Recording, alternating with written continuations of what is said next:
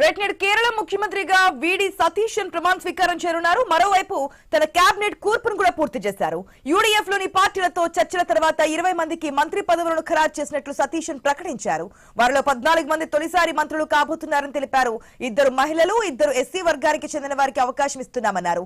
Congress senior నేతలు Ramesh Chennithala, K Muraleedharan, AP Anil Kumar, Sunny జోసెఫ్ల పేర్లు మంత్రుల జాబితాలో ఉన్నట్లుగా వెల్లడించారు. ఇంకా మరోవైపు ఐయుఎంఎల్ కు చెందిన 5గురిని మంత్రి పదవులకు ఎంపిక చేశారు. పీకే కుల్హల్కుట్టి, ఎన్ సందర్శన్, కేఎం షాజీ, పీకే బషీర్, విఈ అబ్దుల్ గఫూర్లు మంత్రులుగా అవకాశం దక్కించుకోబోతున్నారని ఐయుఎంఎల్ అధినేత తంగల్ చెప్పారు. మంత్రుల జాబితాను గవర్నర్ అర్లేకర్ కు సతీశన్ అందజేశారు. టి రాధాకృష్ణన్ స్పీకర్ గా, షనీమోల్ ఉస్మాన్ డిప్యూటీ స్పీకర్ గా వ్యవహరించనున్నారు.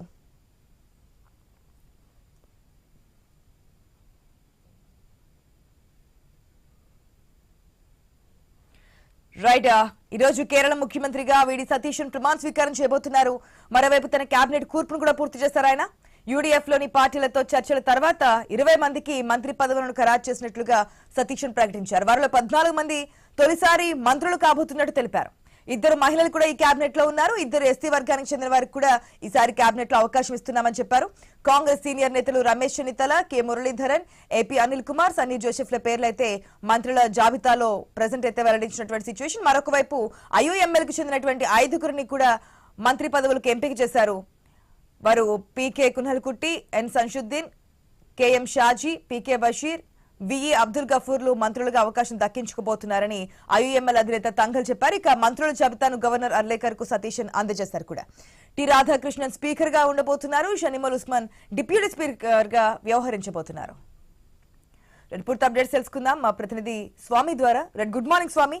అనేక చర్చల తర్వాత, అనేక రోజులు చర్చించుకున్న తర్వాత సతీశన్ ని కేరళం సీఎం గా ప్రకటించారు. ఈ రోజు ప్రమాణ స్వీకారం కూడా చేయబోతున్నట్టు తెలుస్తుంది. డీటెయిల్స్ అంటే ఆశా కేరళ ముఖ్యమంత్రిగా వీడి సతీశన్ ఈ రోజు ప్రమాణ స్వీకారం చేయబోతున్నారు. ఇప్పటికే కాంగ్రెస్ పార్టీలో వారాల తరబడి చర్చల తర్వాత ఈ కేరళ ముఖ్యమంత్రిని వైపు ఎంపిక చేశారు. ఆ పార్టీలో ఒకవైపు ఇటు కేసీ వేణుగోపాల్, రమేష్ చెన్నితాల ఇద్దరు కూడా వీడి సతీశన్ కు పోటీగా ముఖ్యమంత్రి అభ్యర్థిత్వం కోసం పార్టీ అధిష్టానంతో బలంగా లాబింగ్ చేయడంతో కూడా ఎంపిక పట్ల పార్టీకి లేట్ గా నిర్ణయం తీసుకోవాల్సి వచ్చింది. ఒకవైపు ఇతర రాష్ట్రాల్లో ముఖ్యమంత్రులు ప్రమాణ స్వీకారం చేసి మంత్రివర్గ కూర్పు చేసుకుని పరిపాలన నిమగ్నమైనా కూడా కేరళంలో ప్రభుత్వ ఏర్పాటుకు కాంగ్రెస్ కు ఇటు యునైటెడ్ డెమోక్రటిక్ ఫ్రంట్ కు యూపీఏ సంబంధించినటువంటి ఫ్రంట్ కి లేట్ అయింది. దీనికి సంబంధించి ఇప్పటికైతే అన్ని విషయాలు కొలికొచ్చిన తర్వాత ఇటు వీడి సతీశాన్ని ముఖ్యమంత్రి అభ్యర్థిగా కాంగ్రెస్ పార్టీ అధిష్టానం